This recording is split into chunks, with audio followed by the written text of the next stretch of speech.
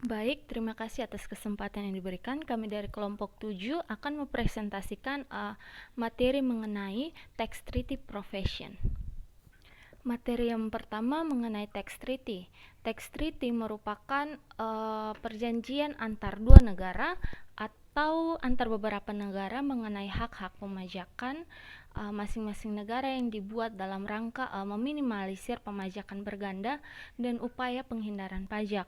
Hal-hal yang ada di dalamnya meliputi negara mana saja yang menjadi peserta dan terikat dalam perjanjian tersebut dan objek pajak yang tercakup dalam perjanjian tersebut.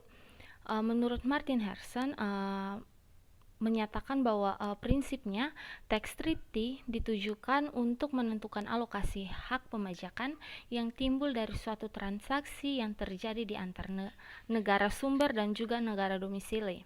Negara sumber merupakan tempat sumber penghasilan itu berasal, sedangkan negara domisili merupakan tempat wajib pajak berdomisili. Berikutnya, objek pajak pada tax treaty pada umumnya dibagi menjadi 15 jenis penghasilan, yaitu yang pertama penghasilan dari harta tetap atau barang tak bergerak, yang kedua penghasilan dari usaha, yang ketiga penghasilan sari usaha, perkapalan atau angkutan udara, yang keempat dividen, yang kelima bunga, yang keenam royalti, yang ketujuh keuntungan dari penjualan harta, yang kedelapan penghasilan dari pekerjaan bebas, kesembilan penghasilan dari pekerjaan dalam hubungan kerja, yang kesepuluh gaji untuk direktur, yang ke-11 penghasilan seniman, artis, dan atlet. Yang ke-12 ada uang pensiun dan jaminan sosial tenaga kerja. Yang ke-13 penghasilan pejabat pemerintah. 14 penghasilan pelajar dan peserta pelatihan. Dan yang terakhir yang ke-15 penghasilan lain-lain. Yang berikutnya model tax treaty. Model tax treaty dibagi menjadi dua. Yang pertama ada OECD model. OECD merupakan singkatan dari Organization for Economic Cooperation and Development, yang merupakan sebuah organisasi internasional dengan 30 negara menerima prinsip demokrasi perwakilan dan ekonomi pasar bebas. Negara-negara anggota OECD adalah negara yang maju di mana arus barang, uang, dan orang di antara mereka itu setara. Negara-negara ini menggunakan asas residensial atau domisili untuk taxing right atau hak pemajakannya, di mana penghasilan royalti tidak termaksud penghasilan yang dibebaskan dalam perhitungan pajak. Hak pemajakan atas royalti diberikan sepenuhnya kepada negara domisili. Yang kedua ada UN model. UN merupakan singkatan dari United Nations atau dikenal sebagai PBB atau Persatuan Bangsa-Bangsa, yang merupakan sebuah organisasi yang anggotanya hampir seluruh negara di dunia. Lembaga ini dibentuk untuk memfasilitasi dalam hukum internasional, pengamanan internasional, lembaga ekonomi, dan perlindungan sosial. Oleh karena itu, model tax treaty UN lebih memungkinkan untuk mempertimbangkan berbagai kondisi negara-negara yang berbeda, sehingga sebisa mungkin tidak ada yang dirugikan dalam penetapan ketentuan persetujuan tax treaty. Maka model UN ini menjadi model tax treaty yang lebih menjamin keadilan untuk negara-negara berkembang. Pada kenyataannya, pada tax treaty yang dilakukan oleh dua negara atau bilateral, model UN dan OECD tersebut hanya merupakan gambaran umum karena pada akhirnya sistem dan keseluruhan tata cara yang dipakai tergantung isi perjanjian yang disepakati oleh dua buah negara yang melakukan perjanjian. Dan model tax treaty yang dijadikan acuan utama dalam perundingan P3B di Indonesia yaitu model UN semenjak tahun 1951. Sedangkan dalam OECD ini model, status Indonesia masih menjadi Enhanced Engagement Country dalam daftar tunggu keanggotaan bersama-sama dengan China, Brasil, dan juga India. Yang berikutnya capital gain. Capital gain atau keuntungan modal merupakan suatu keuntungan atau laba yang diperoleh dari investasi dalam surat berharga atau efek seperti saham, obligasi, atau dalam bidang properti, di mana nilainya melebihi harga pembelian. Selisih antara harga jual dan harga pembelian yang lebih rendah akan menghasilkan keuntungan finansial bagi investor atau menghasilkan capital gain. Sebaliknya, jika kerugian modal terjadi jika surat berharga atau properti tersebut dijual dengan harga yang lebih rendah harga pembeliannya, akan menghasilkan capital loss. Dalam pasal 13 ayat 1 sampai dengan ayat 5 OECD model, lingkup objek dari capital gain antara lain yaitu keuntungan dan pengalihan. Seperti yang pertama ada harta tak gerak pada ayat 1, ada harta gerak yang merupakan bagian dari BUT ayat 2, yang ketiga kapal dan pesawat terbang ada di ayat 3, yang keempat saham perusahaan yang lebih 50% nilainya terkait dengan harta tak gerak ada di ayat 4, yang kelima harta lainnya yang tidak disebutkan pada ayat 1 sampai dengan ayat 4. Sebagaimana dimaksud dalam OECD komentari bahwa pengertian pengalihan diartikan secara luas yang meliputi penjualan atau pertukaran harta, pengalihan sebagian harta, pengalihan harta untuk mendapatkan saham suatu perusahaan, penjualan hal, pemberian hadiah dan juga warisan. Yang berikutnya ada dependent service. Dalam dependent ini mengatur tentang pemajakan atas penghasilan yang diterima oleh orang pribadi sehubungan dengan pemberian jasa yang dilakukannya di negara lain dalam suatu hubungan kerja. Berbeda dari pemberian jasa oleh independent personal yang dilakukan untuk dan atas namanya sendiri. Jasa yang diberikan oleh orang pribadi yang dimaksud di sini merupakan jasa yang dilakukan untuk dan atas nama pihak lain yang memiliki hubungan kerja dengannya. Di sini diatur bahwa negara tempat orang pribadi atau negara domisili tersebut bekerja dapat mengenakan pajak atas penghasilan yang diterimanya. Namun untuk mengenakan pajak atas penghasilan yang diterima, ada beberapa syarat kumulatif yang terlebih dahulu harus dipenuhi, yaitu yang pertama, orang pribadi yang bersangkutan berada di negara lain melebihi time test yang sudah disepakati. Yang kedua, penghasilan yang diterima oleh orang pribadi tersebut dibayarkan oleh pemberi kerjanya. Dan yang ketiga, penghasilan tersebut tidak dibebankan kepada BUT. Penghasilan dari dependent personal service atau income from employment sebagaimana diatur dalam pasal 15 OECD model merupakan penghasilan yang diperoleh dari pelayanan yang berasal dari hubungan kerja, yaitu antara lain gaji, upah dan remunerasi lainnya yang sehubungan dengan pekerjaan. Jenis penghasilan ini diperoleh oleh subjek pajak yaitu ada artis, olahragawan, direktur, pegawai pemerintahan, akademisi, pelajar, magang dan juga diplomat. Dalam pelaksanaannya, perlakuan pemajakan atas jenis-jenis pajak ini diatur secara tersendiri dalam masing-masing pasal 16 Directors Fee, pasal 17 Artists and Sportsmen, pasal 15 Salaries, Wages and Other Remuneration, dan pasal 21 Other Income. Hak pemajakan. Secara umum, hal pemajakan atas penghasilan dari pekerjaan diatur bahwa penghasilan dari pekerjaan yang diperoleh oleh orang pribadi hanya dikenakan pajak di negara domisili. Hak pemajakan ini dapat juga menjadi hak negara sumber bila mana pekerjaan tersebut dilakukan di negara sumber tersebut. Perlakuan ini sesuai dengan pasal 15 ayat 1 yang berbunyi sebagai berikut. Subject to the provision of the Article 16, 18, and 19, salaries, wage, and other similar remuneration derived by a resident of a contracting state in respect of an employment shall be taxable only in the states unless the employment is so exercised. Such remuneration as delivered therefore may be taxed in that other states. Rumusan pada ayat 1 ini secara khusus menyatakan bahwa hak pemajakan atas penghasilan yang diperoleh dari hasil pekerjaan oleh penduduk negara domisili hanya dikenakan pajak di negara domisili. Perkenalkan, nama saya Margaret Augustin Lena. Saya akan menjelaskan mengenai independent service, other income, dan kasus tax treaty. Independent Service. Independen ini mengatur tentang pemajakan atas penghasilan yang diterima orang pribadi yang bersumber dari negara treaty partner sebagai imbalan dari jasa-jasa profesional yang diberikannya di negara tersebut. Aturan ini pada dasarnya sejalan dengan aturan Permanent Establishment dan Business Profit, namun secara khusus ditujukan untuk orang pribadi yang memberikan jasa-jasa profesional seperti dokter dan pengacara, dan untuk atas namanya sendiri di negara treaty partner. Perlakuan pajak atas penghasilan bebas atau independen ini tidak ditemukan pada OECD model, tetapi diatur dalam UN model.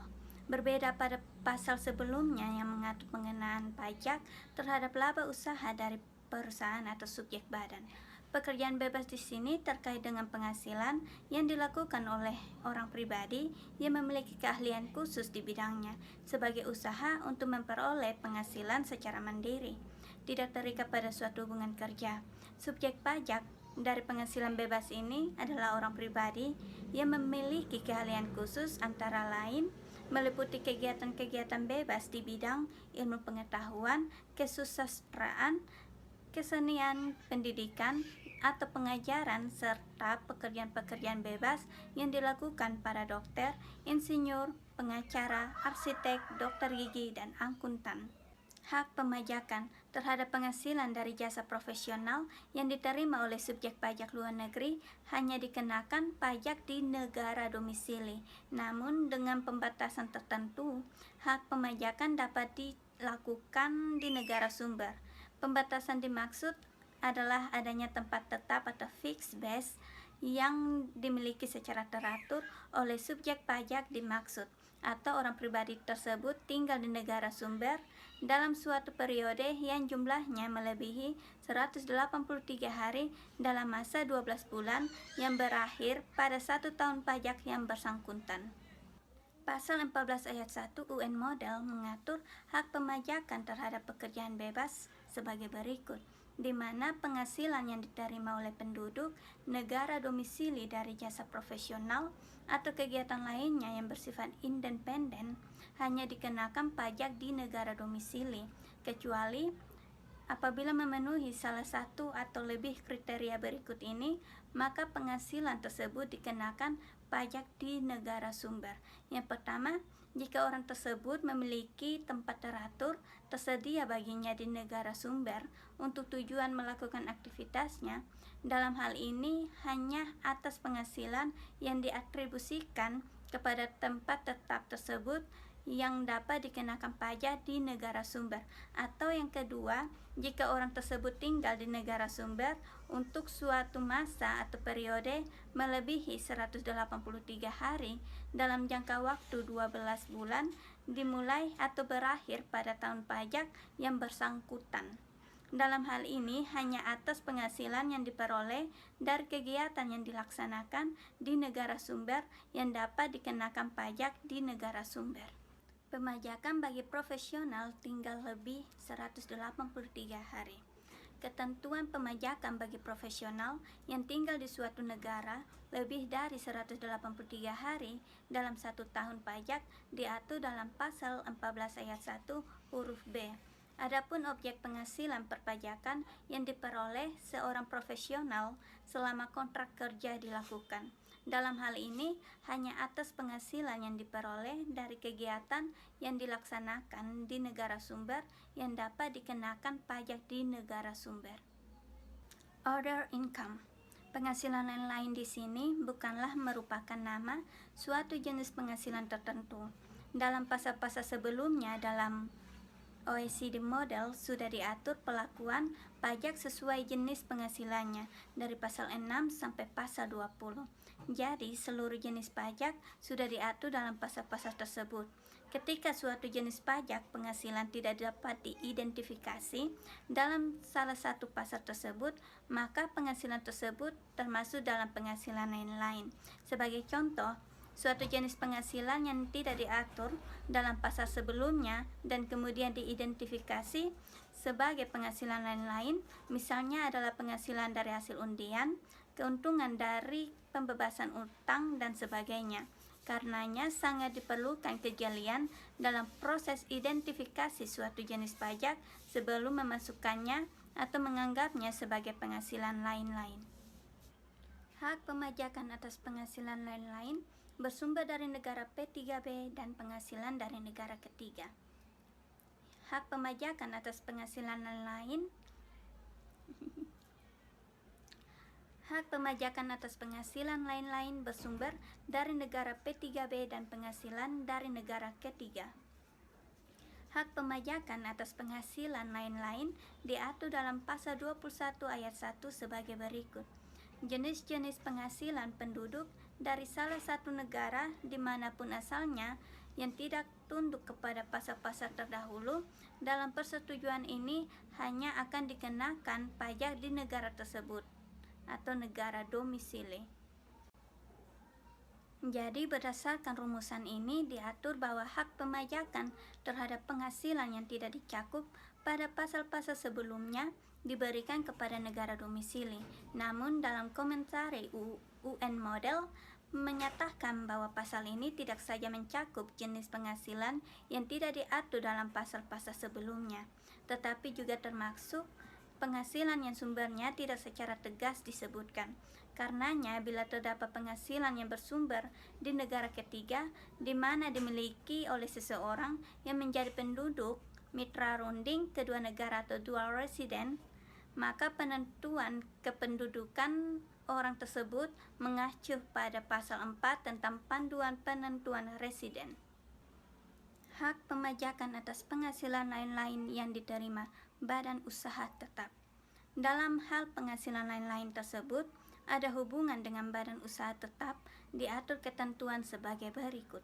Ketentuan-ketentuan ayat 1 tidak akan berlaku bagi penghasilan selain dari harta tak gerak sebagaimana disebutkan pada pasal 6 ayat 2. Bila penerima penghasilan adalah penduduk salah satu negara yang menjalankan usaha melalui suatu badan usaha tetap atau melakukan pekerjaan bebas melalui suatu tempat usaha tetap di negara lainnya, hak atau harta sehubungan dengan penghasilan itu mempunyai hubungan yang efektif dengan badan usaha tetap atau tempat usaha tetap itu. Dalam hal ini berlaku pasal 7 atau pasal 14 tergantung masalahnya. Pembatasan hak pemajakan negara domisili. Dalam hubungannya, penghasilan lain-lain diperoleh adalah penghasilan yang bersumber dari negara sumber atau arising in the other contracting state. Maka ada pembatasan hak pemajakan negara domisili sebagaimana diatur dalam ayat 3 sebagai berikut. Menyimpang dari ketentuan-ketentuan ayat 1 dan ayat 2, jenis-jenis penghasilan dari penduduk salah satu negara yang tidak dicakup dalam pasal terdahulu dari persetujuan ini dan berasal dari negara lainnya dapat dikenakan pajak di negara lain tersebut. Berikut adalah kasus-kasus tax treaty. Yang pertama ini kasus dependen atau kasus dari materi sebelumnya, di mana Mr. Kai lahir dibesarkan dan menetap di negara A. Ia bekerja pada sebuah perusahaan A di negara A. Pada suatu masa, Mr. Kai ini ditugaskan oleh perusahaan A untuk mengerjakan sebuah proyek pelatihan di negara B. Kemudian, hasil kerja proyek tersebut dimanfaatkan oleh perusahaan A di negara A. Mr. Kai ini menerima gaji yang dibebankan pada perusahaan A di negara A. Nah, dalam kasus ini, penghasilan gaji dari Mr. Kai ini dianggap bersumber dari negara B karena aktivitas kerja untuk memperoleh penghasilan dilakukan di negara B.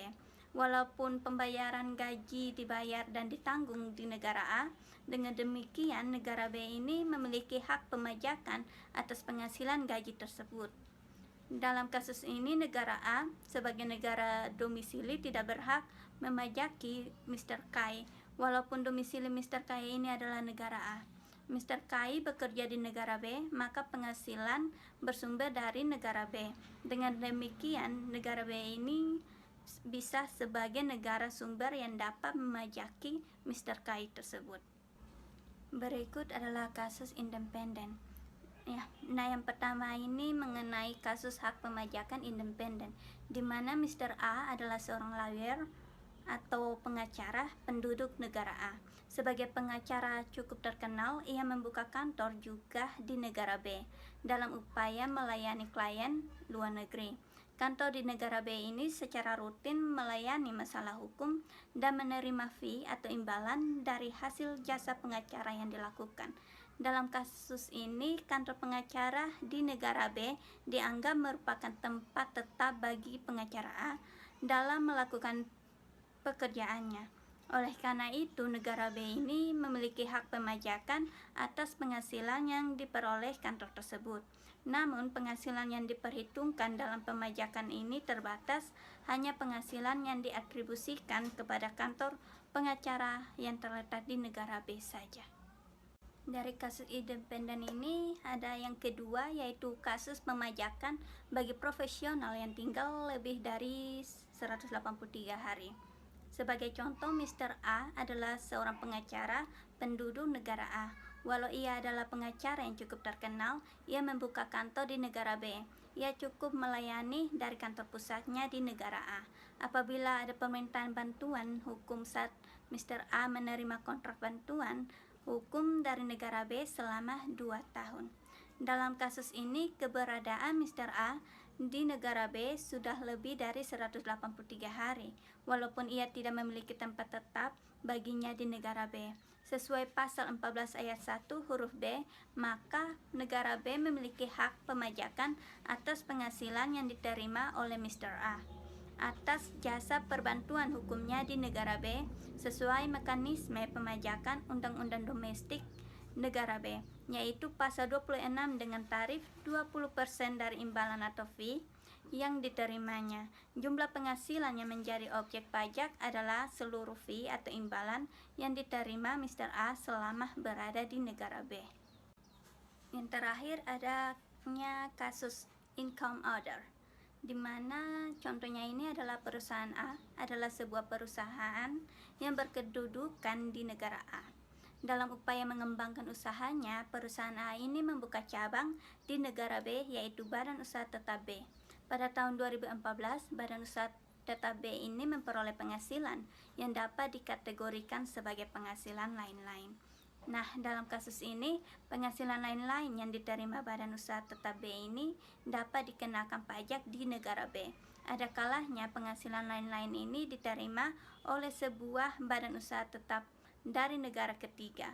Maka dalam konteks ini, hak pemajakan adalah tetap sama, di mana hak pemajakan diberikan kepada negara di mana badan usaha tetap itu terletak atau berada.